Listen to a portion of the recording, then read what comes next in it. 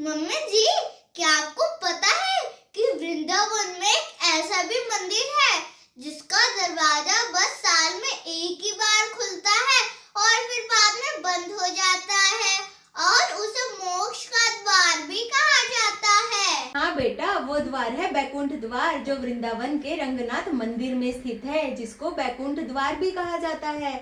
यह बैकुंठ एकादशी के दिन खुलता है और यह मंदिर का 8वां दरवाजा है। दोस्तों, आज मैं धान्वी के साथ साथ आपको भी इस मंदिर के बारे में बताती हूँ।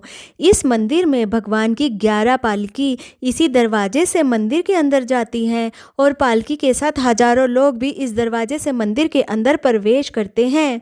दोस्तों, माना जाता है कि बैकुंठ एकादशी के दिन जिसने भी इस दरवाजे को पार कर लिया उसे बैकुंठ में वास मिल जाता है और यही मोक्ष है। इस मंदिर में भगवान रंग जी यानी विष्णु जी शेषनाग पर विराजमान हैं और उनके चरणों पर माता लक्ष्मी जी बैठी हुई है। दोस्तों, इस बार यह द्वार 30 दिसंबर 2025 को खुलेगा और 10 दिन तक खुला रहेगा और उसके बाद पुजारी जी इस द्वार को बड़े बड़े तालों से बंद कर देते हैं और फिर इस द्वार में कोई परिंदा भी प्रवेश नहीं कर पाता। खुद पुजारी जी भी इस द्वार में प्रवेश नहीं करते। कहते हैं इस द्वार को बैकुंठ द्वार इसलिए कहा जाता है क्योंकि स्वयं श्री कृष्ण जी इसी द्वार से अपने द्वापर की लीला समाप्त करके वृंदावन के इसी रास्ते से बैकुंठ धाम गए थे। लेकिन दोस्तों, अगर ठाकुर जी की इच्छा होगी तभी भक्तों को इस द्वार से निकलने का सौभाग्य मिलता है।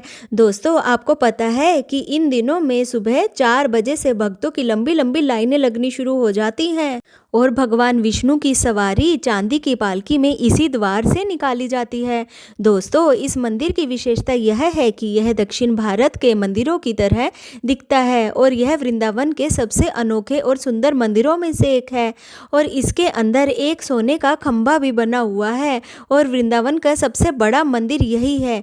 इसको घूमने के लिए बहुत समय लगता है। और दोस्तों, आपको पता है कल ही 30 तारीख है, तो चलिए सब मिलकर ठाकुर जी से सच्चे मन से प्रार्थना करते हैं कि हमें भी इस मंदिर में जाने और इस दरवाजे में से निकलने का सौभाग्य प्राप्त हो। राधे राधे। तो गाइस, कैसी लगी आपको हमारी वीडियो? अगर आप वृंदावन के और मंदिरों के बारे में ऐसी ही जानकारी चाहते हैं तो मुझे कमेंट बॉक्स में कमेंट करके जरूर बताइएगा और मेरी वीडियो को लाइक और सब्सक्राइब करना भी मत भूलिएगा। राधे राधे।